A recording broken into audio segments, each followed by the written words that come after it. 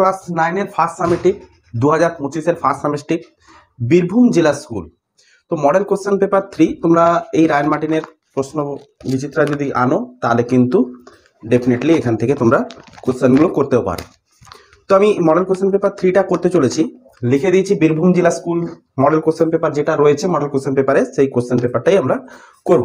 তো ফার্স্টে গ্রুপ এ, তো গ্রুপ এ তে একের একে কি বলেছে যে প্রদত্ত কোনটি দৈর্ঘ্য পরিমাপের একক? ওহম, সৌর দিবস, আলোকবর্ষ, লিপিয়ার। তো আমরা অ্যান্সার লিখব আলোক বর্ষ।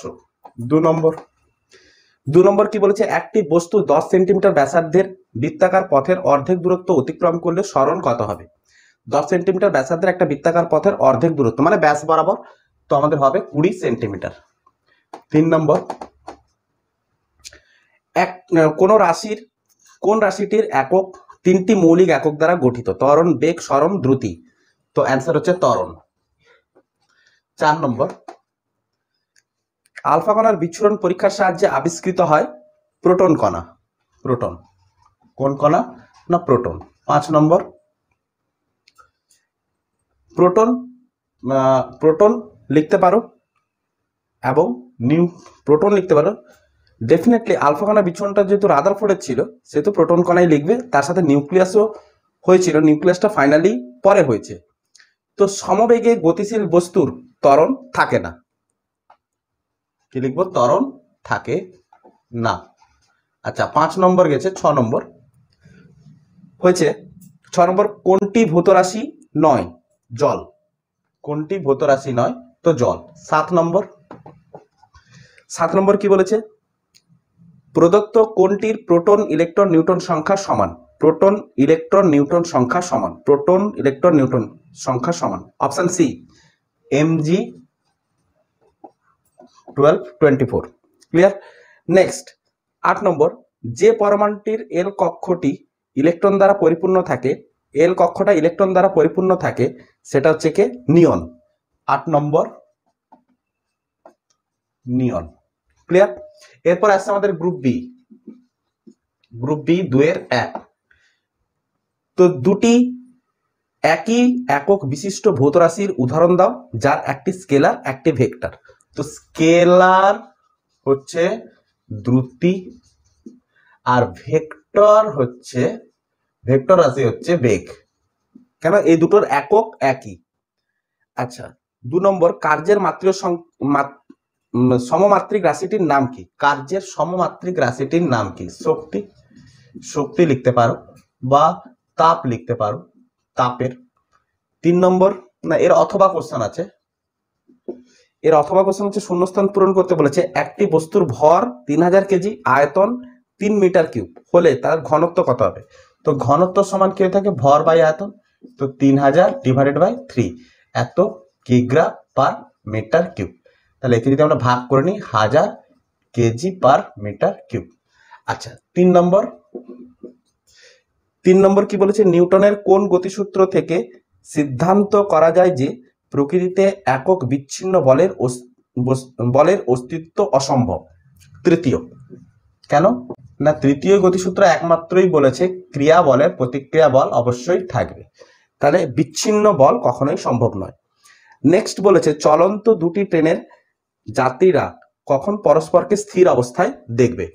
যখন সমবেগে গতিশীল হবে। 4 নম্বর বলেছে সমবেগে থাকলে। আচ্ছা এর একটা অথবা কোশ্চেন হচ্ছে এক ডাইন সমান কত নিউটন? এর অথবা কোশ্চেন এক ডাইন সমান কত Newton? 10 to the power -5 Newton. 5 নম্বর, বৃত্তপথে আবর্তনশীল ত্বরণের অভিমুখ কোন দিকে? বৃত্তের কেন্দ্রের দিকে। ত্বরণের অভিমুখ কোন দিকে হবে? না বৃত্তের কেন্দ্রের দিকে। তাহলে ওই ত্বরণটার নাম কি হয়? ত্বরণটি হলো, লিখে রাখো, অভিকেন্দ্র ত্বরণ। 6 নম্বর, এরপর আসছে আমাদের 6 নম্বর, কোন বস্তুকে ক্যাথোড রশ্মি দ্বারা আঘাত করলে কি ঘটবে? ক্যাথোড রশ্মি দ্বারা আঘাত করলে কি ঘটবে?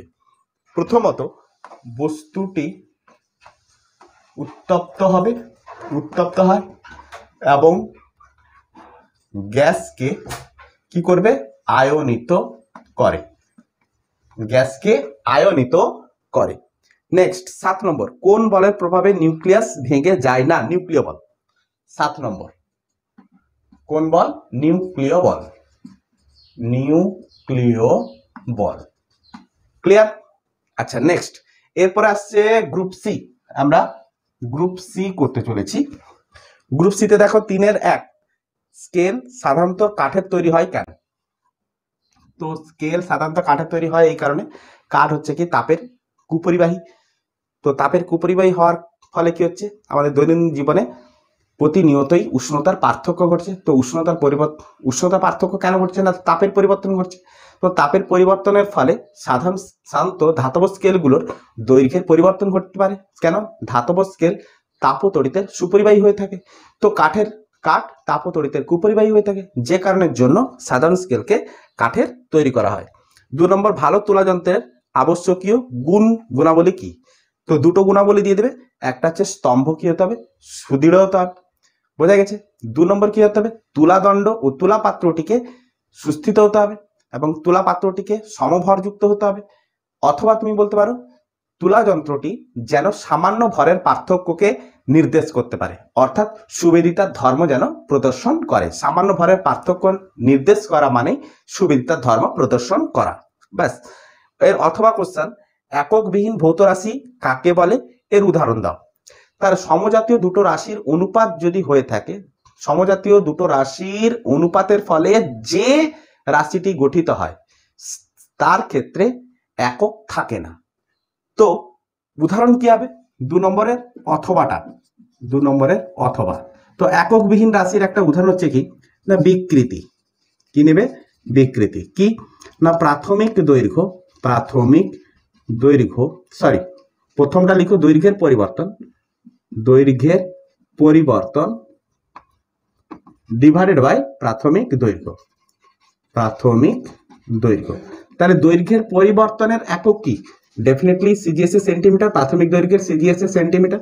তো সেন্টিমিটার যদি কেটে যায় তাহলে অলরেডি আমরা একটা যেটা পাবো সংখ্যা বিশেষ পাবো, শুধুমাত্র সংখ্যা মাত্র পাবো। তাহলে বিকৃতি কোনো একক হয়ে থাকে না, যেহেতু দুটো সমজাতীয় রাশির অনুপাত। এই ধরনের রাশিকে আমরা কি বলবো? এককবিহীন রাশি।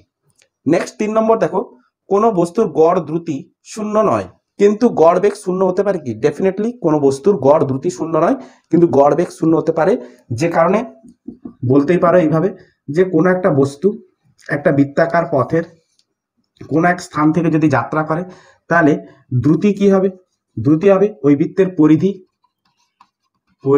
মানে হচ্ছে অতিক্রান্ত দূরত্ব, পরিধিটাই হয়ে যাবে অতিক্রান্ত দূরত্ব ডিভাইড বাই ওটার সময়। তাহলে সময়, পরিধি বাই সময়টাই হয়ে যাবে কি? দ্রুতি। ক্লিয়ার? আচ্ছা, তাহলে যে বিন্দু থেকে যাত্রা করেছে সেই বিন্দুতে এসে পৌঁছেছে। তাহলে বেগ আমরা কিভাবে পরিমাপ করে থাকি? না প্রাথমিক অবস্থান আর অন্তিম অবস্থানের মধ্যবর্তী দূরত্ব, সরলরৈখিক দূরত্ব। তো প্রাথমিক অবস্থান যেটা, অন্তিম অবস্থান যদি সেটা হয় তাহলে তাদের মধ্যবর্তী সরলরৈখিক দূরত্ব আমরা পাবো কি? না একটা ডট। তাহলে তার সরলরৈখিক দূরত্বটাই হচ্ছে কি? সরণ। তাহলে সরণ ডিভাইডেড বাই কি? যাই সময় লাগুক। তাহলে সরণটা কত? না সরণটা হচ্ছে 0, সময়টা যদি টি লেগেও থাকে লাগুক। দ্রুতির ক্ষেত্রে কি হচ্ছিল? 2πr divided by T. তাহলে বেগ হচ্ছে কি? 0/t মানে হচ্ছে কত? 0।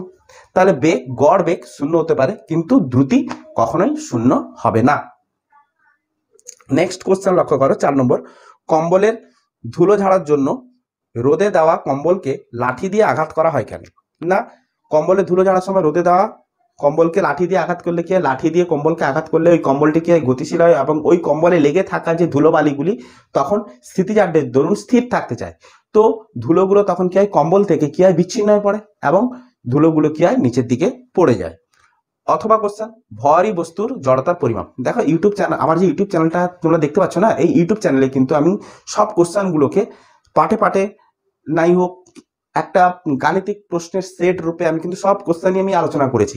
যে কোশ্চেনগুলো এখানটা পাটে এসছে সেই পাটে কোশ্চেনগুলোকে আমি তোমাদের কাছে রেখে দিয়েছি।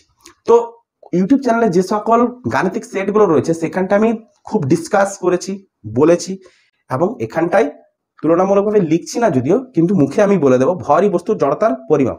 কি বলবো? এর অথবা কোশ্চেন ভরই বস্তুর জড়তার পরিমাপ, এর অথবা question a proportional to 1/m, A proportional to 1/m, যে বস্তুর ভর বেশি সেই বস্তুর ত্বরণ কি হচ্ছে, কম হচ্ছে। তাহলে যে বস্তুর ভর বেশি তার ত্বরণ কম, তাহলে ভর বেশি হওয়া মানে কি ওই বস্তুর স্থির থাকার প্রবণতা তত বেশি, তাহলে স্থির থাকার যতটা প্রবণতা বেশি হবে তার জড়তা তত বেশি হবে, তাহলে যার জড়তা বেশি তার ত্বরণ তত কম, তাহলে ভরই বস্তুর জড়তার পরিমাপ।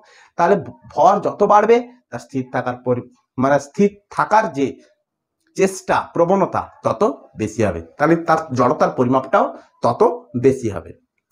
সিজিএস ও এসআইতে বলের পরম এককগুলি কি কি? সিজিএস আর এসআইতে বলের পরম একক, সিজিএস এ যদি বলতে চাই তাহলে বলের পরম একক হচ্ছে কি ডাইন, এসআইতে বলের পরম একক কি হবে না নিউটন। ক্লিয়ার? নেক্সট, ভর ও আধানের বিচারে প্রোটনের সঙ্গে ইলেকট্রনের দুটি পার্থক্য। তো ভর তো প্রোটন আর ইলেকট্রনের দুটো ভর বলে দেবে, আর আধান যদি বলতে চাও প্রোটন আর ইলেকট্রনের, তো দুটোর আধান তো একই, শুধু নেচারে আলাদা।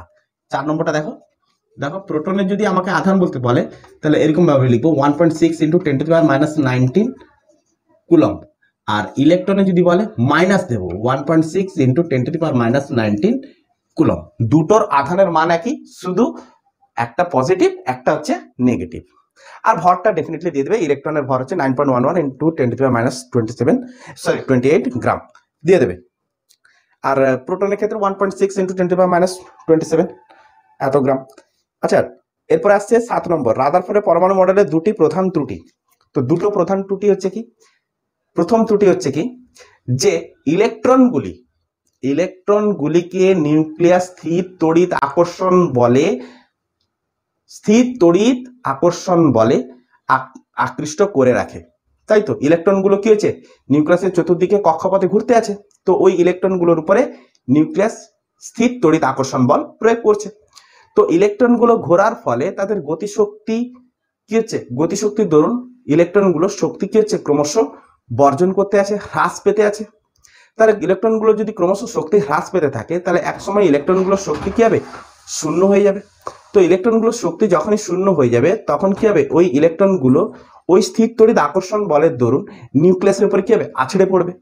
যদি দেখাতে চাই যে এই হচ্ছে ধরো নিউক্লিয়াস, তো নিউক্লিয়াসের চতুর্দিকে ইলেকট্রন কি হচ্ছে ঘূর্ণায়মান রয়েছে, তাহলে এই ইলেকট্রন যদি ঘুরতে ঘুরতে এদের গতিশক্তি কি হচ্ছে, গতিশক্তির ফলে এদের শক্তি কি হচ্ছে ক্রমশ হ্রাস পাচ্ছে, তাহলে এই ইলেকট্রনকে নিউক্লিয়াস কি করছে, স্থির তড়িৎ আকর্ষণ বলে আকৃষ্ট করছে। তাহলে ইলেকট্রনগুলো যদি শক্তি ক্রমশ হ্রাস পেতে থাকে তাহলে এই স্থির তড়িৎ আকর্ষণ বলের জন্য ইলেকট্রন কি হবে, নিউক্লিয়াসের উপর আছড়ে পড়বে। ক্লিয়ার? তো আছড়ে যদি পড়ে তাহলে ইলেকট্রনগুলো ওই কক্ষপথে তো থাকবেই না, সব তো নিউক্লিয়াসের উপর আছড়ে পড়বে। তাহলে অ্যাকচুয়ালি তাহলে এই জিনিসটা ঘটে না কেন, তাহলে ইলেকট্রনগুলো কক্ষপথে তাহলে ঘুরতে আছে কেন, আছড়ে বা কেন পড়ছে না? তাহলে এটা একটা ত্রুটি। দ্বিতীয় ত্রুটি, তাহলে এটা হচ্ছে প্রথম ত্রুটি। দ্বিতীয় ত্রুটি আমরা কি বলবো, যে ইলেকট্রনগুলো যে শক্তি বিকিরণ করতে আছে, ওই শক্তি কেমন ধরনের না, ওই শক্তি বর্ণালী আকারে বিকৃত হচ্ছে, তাহলে কন্টিনিউয়াস যদি ইলেকট্রন যদি শক্তি বিকিরণ করতে থাকে তাহলে বর্ণালী কেমন হওয়া উচিত, নিরবিচ্ছিন্ন হওয়া উচিত। কিন্তু সেক্ষেত্রে আমরা বর্ণালী কেমন পাই না, পটি বর্ণালী পাই। মানে পটি বর্ণালী মানে কি, খাপছাড়া কিছুক্ষণ অন্তর অন্তর আমরা বর্ণালী পেতে আছি। তাহলে নিরবিচ্ছিন্ন জায়গায় পটি বর্ণালী বা কেন পাচ্ছি, নিরবিচ্ছিন্ন কেন পাচ্ছি না, তাহলে এটা হচ্ছে দ্বিতীয় ত্রুটি। ক্লিয়ার হচ্ছে? তো নেক্সট আমরা যেটা বলবো, দেখো 3.8 দেখো কি বলেছে, যে x A B O Y C D, তাহলে এরা দুজন হচ্ছে পরস্পর আইসোটোপ। তো আইসোটোপ বলা মানে কি, নিচেরটা কি বোঝায়, প্রোটনকে নির্দেশ করে, এগুলো কি নির্দেশ করে, প্রোটনকে নির্দেশ করে। তাহলে এরা দুজন যদি আইসোটোপ হয় তাহলে প্রোটন সংখ্যা কি সমান, তাহলে এ ইকুয়াল টু আমি সি বলতে পারি। এবারে প্রমাণ করতে বলেছে, লেফট হ্যান্ড সাইড আমাদের কি বলেছে দেখো, লেফট হ্যান্ড সাইড বলেছে যে B square plus D square into A square minus C square, এইটা বলেছে। রাইট হ্যান্ড সাইড কত হবে না 0 হবে। যদি এ ইকুয়াল টু সি হয়, যদি এ আইসোটোপ বলার অর্থ হচ্ছে এ ইকুয়াল টু সি, এখানে আলাদা আলাদা ভ্যালু দিলে তো বয়ে গেছে, কিন্তু আইসোটোপ বলা মাত্রই এ ইকুয়াল টু আমি সি বলবো। তাহলে এ ইকুয়াল টু যদি সি হয় তাহলে এর জায়গায় তুমি সি বসিয়ে দাও না, তাহলে next B square plus D square, এর জায়গায় তুমি সি বসিয়ে দাও, তাহলে C square minus C square, আবার সির জায়গায় বসিয়ে দেবেন, তাহলে তো একই জায়গায় ফিরে চলে যাবে, যে কোনো একটা জায়গায় বসাবে।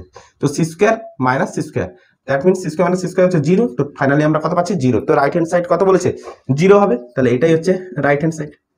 আচ্ছা নেক্সট কোশ্চেন বলেছে 4 এর ডি,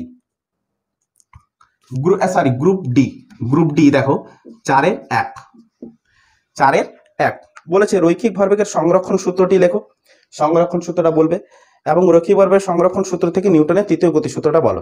দেখো রৈখিক ভরবেগের সংরক্ষণ সূত্র যদি আমি একটু ফটফট করে বলতে থাকি তাহলে দেখো দুটো বস্তু m1 একটা বস্তু m2 একটা বস্তু, এই বস্তুটার বেগ হচ্ছে u1, এই বস্তুটার বেগ হচ্ছে u2, definitely u1 greater than u2 হতে হবে। তাহলে যদি হয় তাহলে এই প্লেন বরাবর দুটো বস্তু যদি গতিশীল হয় তাহলে একটা সময় কি হবে এই জায়গাটা সংঘর্ষ হবে, তো সংঘর্ষ হওয়ার পর ওই দুটো বস্তু একটা আলাদা আলাদা বেগ পাবে, একটা v1 পাবে একটা v2 পাবে, তো প্রথম বস্তুটা v1 দ্বিতীয় বস্তুটা v2। তাহলে সংঘর্ষ হওয়ার আগে এই বস্তুটার ভরবেগ কত ছিল m1 u1, এই বস্তুটার ভরবেগ কত ছিল m2 u2, সংঘর্ষ হওয়ার পরে তাহলে এইটা হচ্ছে কি, এইটা হচ্ছে সংঘর্ষ বা কলিশন আমরা বলতে পারি। তাহলে সংঘর্ষ হওয়ার পরে কি দেখতে পাচ্ছি প্রথম বস্তুটার ভরবেগ m1 v1, দ্বিতীয় বস্তুটার ভরবেগ m2 v2, তাহলে দুটো বস্তুর মোট ভরবেগ সংঘর্ষের আগে, দুটো বস্তুর মোট ভরবেগ সংঘর্ষের পরে।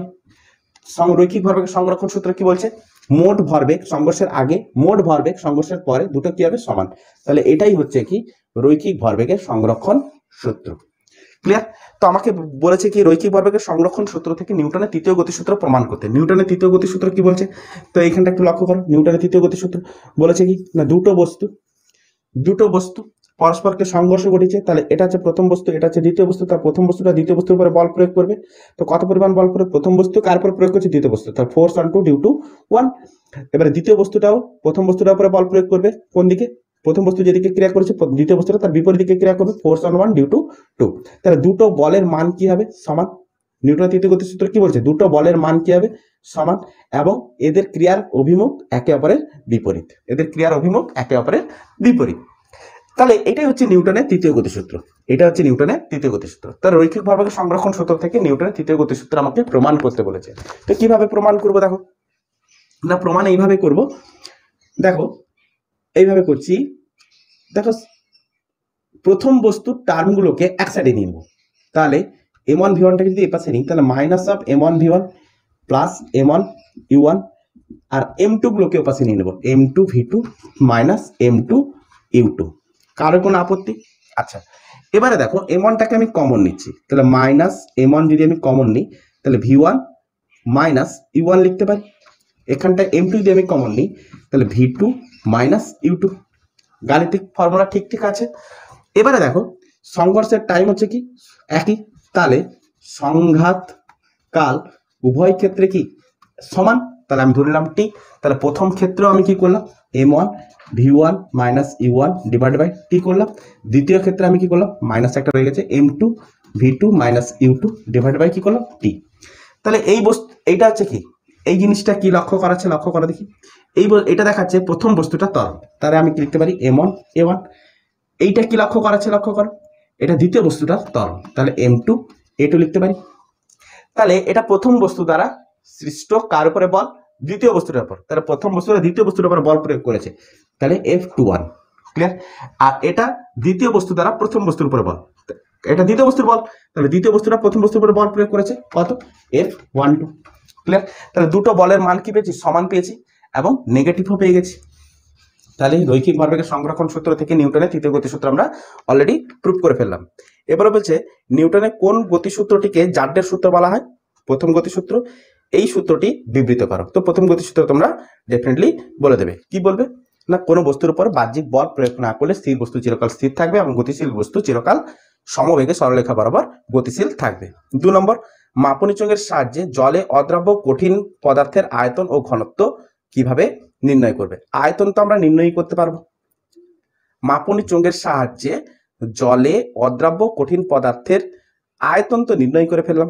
কিভাবে নির্ণয় করব, মাপনী চোঙে কিছু পরিমাণ তরল নেব, ওই তরলের আয়তনটা থাকবে, এবারে ওই কঠিন বস্তুটাকে আমি ফেলে দিলাম, এবারে যতটুকু আয়তনের তরল অপসারিত হবে সেই আয়তনটা আমরা বার করে নেব, অন্তিম আয়তন থেকে প্রাথমিক আয়তন বিয়োগ করে দিলে v2 মাইনাস v1 করে দিলেই আমরা আয়তনটা পেয়ে যাবো, কঠিন পদার্থের আয়তন। তো ঘনত্ব কিভাবে পরিমাপ করব, তো ঘনত্ব পরিমাপের জন্য ওই কঠিন পদার্থটাকে কি করব স্প্রিং তোলা যন্ত্রে রেখে দেবো, দিয়ে এক সাইডে বস্তু রাখবো আরেক সাইডে বাটখারা রাখবো, বাটখারা পরপর রাখতে রাখতে যখন দাঁড়িপাল্লাটি বা স্প্রিং তোলা যন্ত্র যখন ব্যালেন্স অবস্থায় আসবে তখন দেখে নেবো যে কত গ্রাম আমি বাটখারা রেখেছি, যত গ্রাম আমি বাটখারা রেখেছি তত গ্রাম হচ্ছে বস্তুটার ভর। তাহলে ওই বস্তুটার ভর আমি পরিমাপ করে ফেললাম। তো বস্তুটার ভর ডিভাইড বাই আয়তন যেটা আমরা পেয়েছি সেই আয়তন দ্বারা ভাগ করে দিলে আমরা কঠিন বস্তুটার ঘনত্ব নির্ণয় করে ফেলবো। তো নেক্সট বলেছে 3 দাগে যে একটি ঋণাত্মক একক এক পরমাণুক আয়নের এম কক্ষে 8টি ইলেকট্রন বর্তমান, এর প্রসম পরমাণুটির ইলেকট্রন বিন্যাস করো। তাহলে এম কক্ষে এম কক্ষে 8টা ইলেকট্রন বর্তমান, এর প্রসম ঋণাত্মক এক পরমাণুক আয়নের ঋণাত্মক মানে যোজ্যতা কক্ষে কটা ইলেকট্রন আছে? 3টা। তাহলে এর প্রসম পরমাণুটি মানে এই নিস্তড়িত অবস্থায় এর ইলেকট্রন বিন্যাস কত হবে? খুব সুন্দর কোশ্চেন করেছে। দেখো 4-এর 3 ঋণাত্মক, তাহলে ঋণাত্মক পরমাণুর ইলেকট্রন বিন্যাস বিন্যাস লিখে রাখলাম। কত হবে? না কে কক্ষে হচ্ছে 2টো, এল কক্ষে হচ্ছে 8টা, এম কক্ষে কটা আছে? না 8টা। তাহলে এই যৌগটা এখন কি করেছে? -3 x -3 অবস্থায় রয়েছে। তাহলে অলরেডি 3টা ইলেকট্রন সে গ্রহণ করতে এখন এই অবস্থায় আছে। এবারে বলেছে এর প্রসম পরমাণুটির, প্রসম মানে নিস্তড়িত অবস্থায়, এই পরমাণুটি নিস্তড়িত, এখন তো এ আয়ন অবস্থায় আছে। তাহলে নিস্তড়িত অবস্থায় কখন থাকবে? যখন প্রোটন আর ইলেকট্রন সমান থাকবে। নিস্তড়িত অবস্থা তার মানে কি? Proton equals to electron. তাহলে এই পরমাণুটার প্রোটন কটা আছে? দেখো x -3 হওয়া সত্ত্বেও এর মানে 3টা ইলেকট্রন গ্রহণ করেছে। তার মানে ইলেকট্রন কটা ছিল আগে? 8 2 10, 10 5 13টা। তাহলে ইলেকট্রন এর কটা ছিল? না ইলেকট্রন ছিল 13টা। তো প্রোটনও কটা থাকবে? 8 5 10 5 15, 15। তাহলে প্রোটনও কটা থাকবে? 15টা। তাহলে এই পরমাণুটা নিস্তড়িত অবস্থায় প্রোটন ইকুয়ালস টু ইলেকট্রন হবে। তাহলে নিস্তড়িত অবস্থায় ইলেকট্রন কটা? 15টা। তাহলে এই অবস্থায় তার ইলেকট্রন বিন্যাস কে কক্ষে 2টো, এল কক্ষে 8টা, এম কক্ষে কটা থাকবে? ডেফিনেটলি 5টা। ক্লিয়ার হয়েছে? তবেই তো এটা নিস্তড়িত অবস্থা, প্রসম অবস্থা। তো এর ইলেকট্রন বিন্যাসটা লেখো। তাই ইলেকট্রন বিন্যাস হচ্ছে এইটা। এবারে এর ইলেকট্রনের সংখ্যা লেখো। তাহলে ইলেকট্রনের সংখ্যা হচ্ছে কত? 15টা। ইলেকট্রনের সংখ্যা কটা হবে? না 15টা। মৌলের ভর সংখ্যা যদি 31 হলে নিউক্লিয়াসের নিউট্রন সংখ্যা কত? তাহলে এই এক্স এর প্রোটন সংখ্যা হচ্ছে কত? 15, ভর সংখ্যা হচ্ছে কত? না 31। তাহলে নিউট্রনের সংখ্যা কত? তো নিউট্রন বার করতে গেলে ভর সংখ্যা মাইনাস প্রোটন সংখ্যা করতে হয়। তাহলে ভর সংখ্যা হচ্ছে 31 মাইনাস 15 করে দিলাম, তার মানে কত হয়ে গেল? 16। তাহলে নিউট্রন সংখ্যা হচ্ছে কত?